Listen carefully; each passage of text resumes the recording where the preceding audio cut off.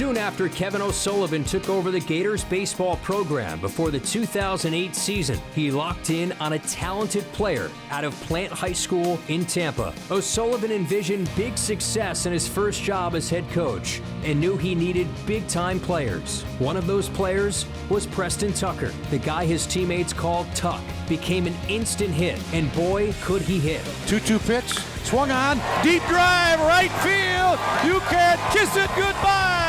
Oh my!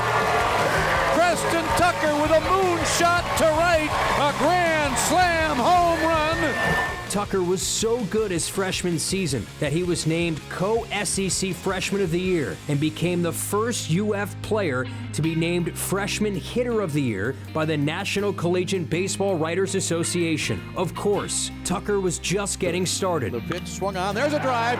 Forget about it, see you later. Oh my! Oh my! That ball is a rocket shot. Watching a movie on that flight. He anchored a lineup for a Florida team that advanced to the College World Series in each of Tucker's final 3 seasons, from 2010 to 2012. Tucker's powerful and efficient swing resulted in 2 school records that still stand today. Most career hits at 341 and 258 RBIs for the Gators. Tucker continued to hit long after finishing his Gator career, making his professional stops in the major leagues and Japan. Over his illustrious Gator career, Tucker finished with a .329 average and became the only player in school history to earn NCAA Regional All-Tournament honors all 4 years of his career. Tucker stepped into the batter's box with a professional approach long before he got a hit in his big league debut in 2015 with the Astros. Tucker's consistency helped him on his way into the UF Athletics Hall of Fame. Ladies and gentlemen, Preston Tucker.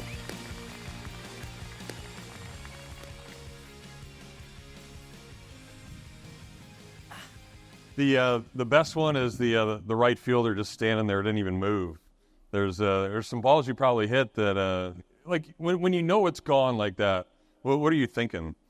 Yeah, I haven't played with a aluminum bat in a while, but those are good times. It definitely feels good.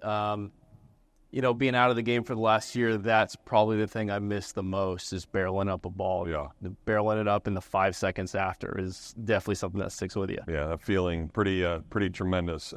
Tremendous. Gosh, we heard Plant High School in there, and obviously Cags, who is not here tonight but gets in. Pete Alonso, who we're watching in the playoffs right now. Gosh, Wade Boggs went there. Of course, your brother Kyle. Even Steven Stills from Crosby, Stills and Nash went to Plant. He probably can't sing, but you could hit a baseball, man. How did that get started? I have to give credit where credit's due. My high school coach, Dennis Braun's here tonight. I think my freshman year was his first year at Plant, and he really knows how to get the best out of his players. And I think the transition to high school, from high school to college, is something that no one's really prepared for, but he gets them the most prepared, and that's why guys. Like Jack and the rest of the guys, they come in and produce right away. There's the transition period's not as tough for them, so those guys can really come in and produce. And eventually, there's going to be a lot more guys that end up in the Hall of Fame that are playing baseball for Florida right now. But they're just going to keep coming in. Yeah. Well, you're only the second guy under Sully, and you were kind of part of that first group to really get things going to get into the Hall of Fame under him. So it just started this run of unreal postseason success, 16 straight times now, and of course the national title afterwards. But when you walk into that clubhouse every day, what is that mindset? What are those guys trying to teach you? When we first got to Florida, we didn't know what to expect. We never had the best recruiting class. It wasn't a bunch of top prospects that were coming there. So Sully had to find some diamonds in the rough. And he knew how to get those guys to produce to the best of their ability. So after fall ball, my freshman year, we realized that we could have a pretty good team, but we hadn't matched up against any of the other SEC teams. And I think once we started playing those teams and started winning some big series, that's when we realized that we had a shot to, potentially go to Omaha and do it for years to come. Yeah. Well, that first year, really, really good. Kind of crazy to think about it, but you're the SEC Freshman of the Year. Most ribbies ever as a freshman at the University of Florida. And guess what? 11 of those came in one game. Dude hit, 2 grand slams and a 3-run homer. I'll never forget that. UCF was the opponent. Like, what are you thinking going through a day like that? I was struggling when I went into that game. When I got to Florida, Sully gave me a chance right off the bat and said, hey, you're going to play first base every day. That was something that I didn't expect. So him having instilled that confidence in me right off the bat was phenomenal. But once I got into college ball, guys are a lot better. And I was struggling for a little bit. Fortunately, I had guys like Brandon MacArthur and some of those older guys to help me through those tough times.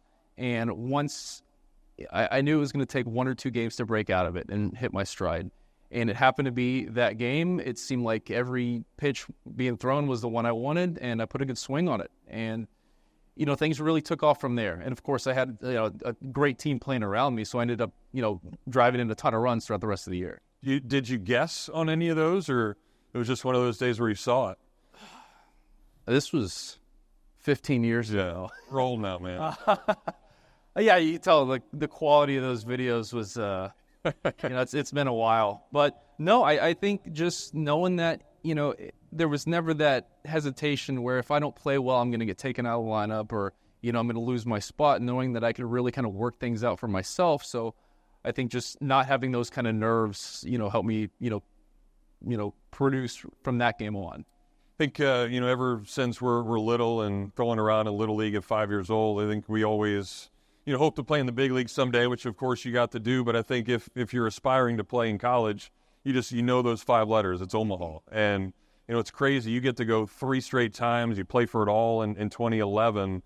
Oh, did you ever imagine that, getting here and, building it like you were talking about, that you guys would have this success?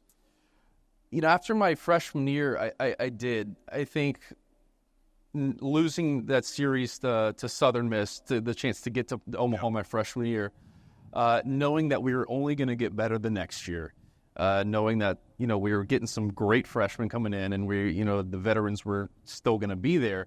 I think we knew that we're going to be good, and all we had to do was, do what we needed to do, stay healthy. And I think, Sully and, Craig and Brad and those guys that were there really made us think that that's where we needed to be. Yeah, good stuff. When I think about certain things, like I watch and think about all the times you hit, because you could just hit. And all 4 years you hit over 300, and you look at the big leagues now, and dudes are hitting like 270, and like they're all-stars, and they think that that's really good. So how hard and how much did you have to work to be that consistently good as a hitter? I had to work a lot. The game's evolved. I know it's more offensively minded now, but pitchers are a lot better too. So I think, I think it was tough at first, but as the season went on, I felt a lot better about myself, and I think it was it came together in the end. All right, so let's now counter Hannah's answer. You're facing her. Like, I think about, too, like, your swing, I don't know if up would have gotten you. You could go get that, right? My freshman year, we actually did get to go on the softball field. Stacy Nelson was throwing to the baseball players. Okay. We got 3 pitches apiece, which isn't enough. I fouled off one of them. All right.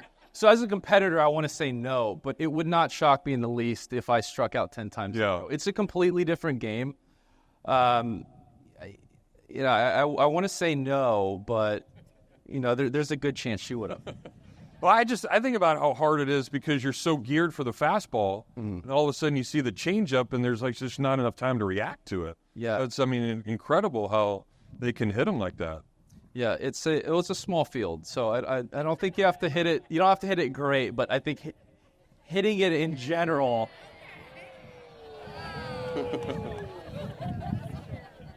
I think it would be fun. I think we should do it. Yeah, let's do it. We should do it sometime. Set it up. Maybe before the football game tomorrow night. It would be awesome. So not a lot of people get to play in the big leagues. You know, it's a small percentage of people that have gotten to do that. What was the call like? Was it one of those where somebody messed with you and you didn't know what was happening? No, I was playing in Fresno, California, and it was tough playing there. It's hot. It's not a ton of fun over there. So we were grinding, but you know, in minor league ball, it's different. It's, you know, some of the top prospects, they know their time's coming. I was never a top prospect, so it's more of it's what a team needs is who's going to get called up. It doesn't matter how well you play. So I was playing well, and I was just hoping for an opportunity. George Springer was playing in the big leagues with Houston. He ended up running into a wall, got a concussion, and they said, hey, we're going to need you for 10 days or whatever. He's on the concussion IL. And I ended up playing pretty well. And, you know, it kept me up there the rest of the season, but it's definitely something I'm not going to forget.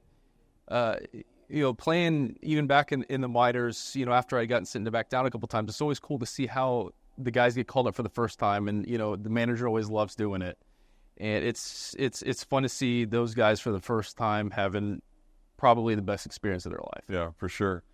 Cool experience probably in the KBO too. Like, can you speak any Korean? Did you learn some stuff? That's been wiped from my memory. Yeah, I was there during COVID, so it was tough times over there. But no, I did have a blast there. I was there for 3 years. It was long seasons over there, but I definitely learned a lot. I got a chance to play 2 years after returning from there. But no, I enjoyed my time. Yeah, and certainly a great time here. More hits than anybody else. I mean, you know how many great players have been here. Certainly incredible there. And I know you got some incredible people here tonight too. So let us know who you got. Yeah, my wife Haley's here. My parents, Mike and Lisa. Like I said before, my high school coach, Dennis Braun, his wife, Teresa Cozy. Awesome. Preston Tucker, everybody, UF Hall of Famer. So, man, same thing.